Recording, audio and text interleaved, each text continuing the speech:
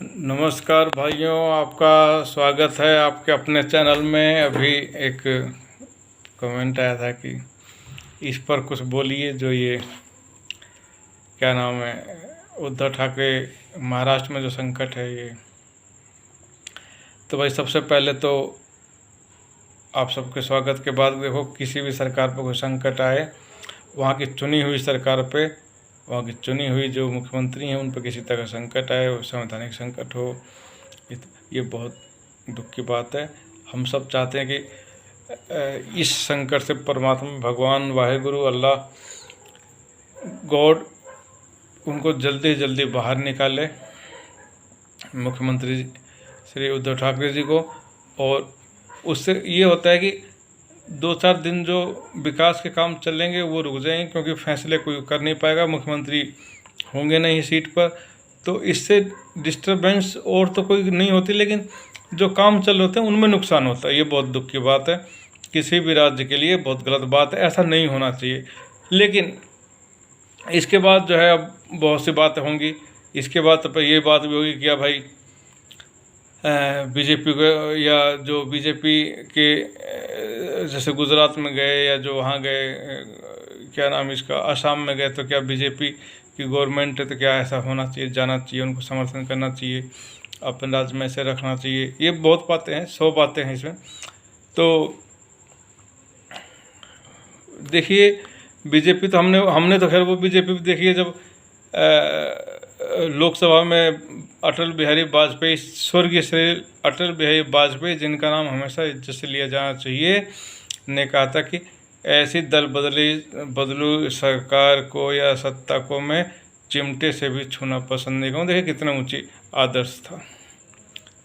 लेकिन अगर कोई ये कह दे कि क्या ये वही बीजेपी है, स्वर्गीय श्री अटल बिहारी वाजपेयी जी, जिनका नाम हमेशा श्रद्धा से लिया जाना चाहिए, या आडवाणी जी वाली, तो अगर कोई ये सवाल पूछता है तो फिर सवाल उसको ये भी पूछना पड़ेगा कि क्या ये वही शिवसेना है बाला साहब ठाकरे जी की?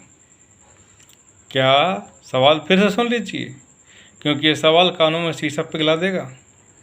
हर आदमी इसका जवाब नहीं दे पाएगा, हर आदमी इसका सामना नहीं कर पाएगा। इस सवाल में इतना तेज है कि हर आदमी घबरा जाएगा कि क्या यह वही शिवसेना है स्वर्गीय श्री बाला साहब ठाकरे की? अगर इसका जवाब हाँ है तो फिर से सोच लीजिए, और अगर इसका जवाब ना है तो कई बार सोच लीजिए, क्योंकि ये सवाल यक्ष प्रश्न है जिसका कोई जवाब हर आदमी नहीं दे सकता। ना वो बीजेपी है, ना वो शिवसेना है। आज का दौर है तू मुझे हाजी मैं तुझे हाजी। तो ऐसे दौर में तो भाई यही ये कपिल जी कमेंट लिख रहे हैं कि तू मुझे हाजी मैं तुझे हाजी क्या है? अच्छा कपिल जी, ये जो है कपिल जी ये का सवाल है कि भाई ये तू मुझे हाजी मैं तुझे हाजी का क्या है? तो भाई देखिए, ये एक कहावत है, कहावत कही जाती है कि 2 लोग थे, उनके पास ज़्यादा पैसे नहीं थे लेकिन थे बड़े अच्छे। अब हज करने का बड़ा सवाब मिलता है और समाज में बड़ी इज्जत बनती है। सवाब भी मिलता है और समाज में इज्जत भी बनती है। भाई हाजी साहब हैं, तो अब उनके पास पैसे थे नहीं, तो दोनों ने सोचा कि भाई एक काम करते हैं, आप मुझे हाजी साहब कहा करो और मैं आपको हाजी साहब कहा करूँगा। तो अब दोनों एक दूसरे को हाजी कहने लगे, तो दूसरे लोग भी उनको हाजी कहने लगे। अब हाजी साहब हो गए दोनों। हज उन्होंने किया नहीं था, पैसे उनके पास थे नहीं। तो ये एक कहावत है कि भाई तुम मुझे हाजी मैं तुझे हाजी, ये कहावत है और कुछ नहीं इसका। तो भैया ये जो समय है ना, ये पॉलिटिक्स में ऐसा ही समय है कि तुम मुझे हाजी मैं तुझे हाजी, यानी कि तुम मुझे अच्छा बताओ, मुझे महान बताओ, मैं तुम्हें महान बताऊं। विपक्षी है जो विचार से नहीं मिलते उसको तुम घटिया बताओ, वो मुझे बताए। आपस में जनता को पता है, जनता को बात पता है कि सारे भ्रष्टाचारी हैं। लेकिन ये सब अलग बात है। आज हम बात करें महाराष्ट्र संकट पर भाई, तो सबसे पहले ऐसे संकट से जो है महाराष्ट्र की जनता का नुकसान होगा। नेताओं का किसी का नुकसान नहीं होना, ना कांग्रेस का होना, ना एनसीपी का होना, ना शिवसेना का होना, ना बीजेपी का होना, ना किसी और कोई छोटी मोटी पार्टी समर्थन करती रहती है सरकारों में, उनका नहीं होना। वो सब अपनी जगह मस्त हैं और अपना अपना काम उनका हो जाएगा। लेकिन हाँ, जनता का नुकसान होगा। जनता का नुकसान इसलिए होगा क्योंकि मैं बहुत सी कमेटियों में रहा हूँ, बहुत से पदों पर रहा हूँ। मैं जानता हूँ कि जब भी हेड ऑफ द जो चीफ होता है वो नहीं होता है, एचओडी नहीं होता है, डिपार्टमेंट का हेड नहीं होता है।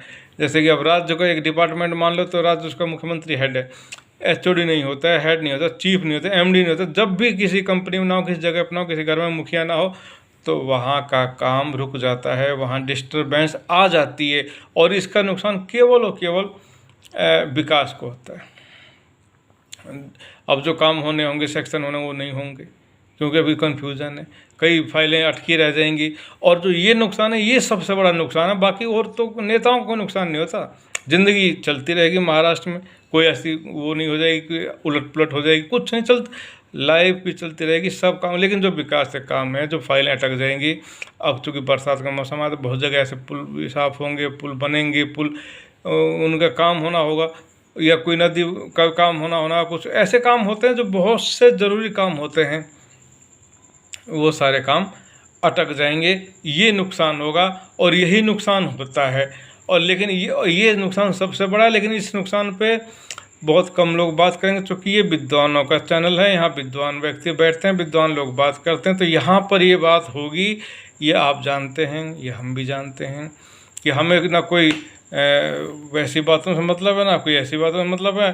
अब मुझे एक अभी वो आया था, यूट्यूब का कमेंट बॉक्स में आया था कि जी कई यूट्यूब में अभी नाम नहीं ले सकता, लेकिन उन्होंने कहा था कि भाई कई लोग ऐसे होते हैं इन्फ्लुएंसर जो इसमें लिखते हैं, जो फोटो थंबनेल में कुछ और लिखते हैं और नीचे कुछ और लगाते हैं। तो क्या हमें ऐसे इन्फ्लुएंसरों के प्रोग्राम देखने चाहिए?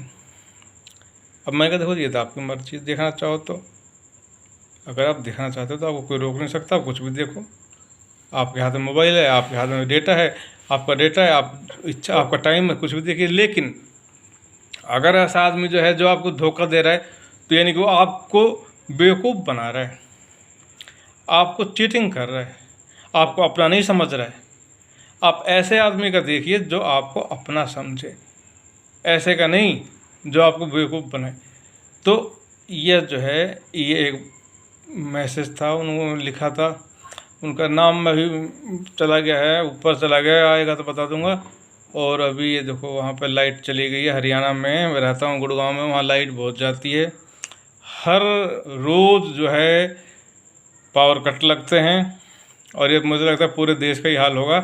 तो अपना रोना क्या रोऊं, बस यही है, भगवान से प्रार्थना कि कोई अच्छी सरकार आए, ईमानदार सरकार आए, जो बिजली के काम को पूरे देश में सुचारू करे, बिजली सस्ती करे, ताकि लोग अच्छे से रह पाएँ, बच्चे पढ़ पाएँ, और जो है पंखे चलते रहें, लाइटें जलती रहें, गलियों में जलती रहें।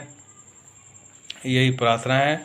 बाकी आप सब लोग भाइयों को बहुत बहुत धन्यवाद, सभी का हार्दिक धन्यवाद भाई। जय हिंद, जय भारत।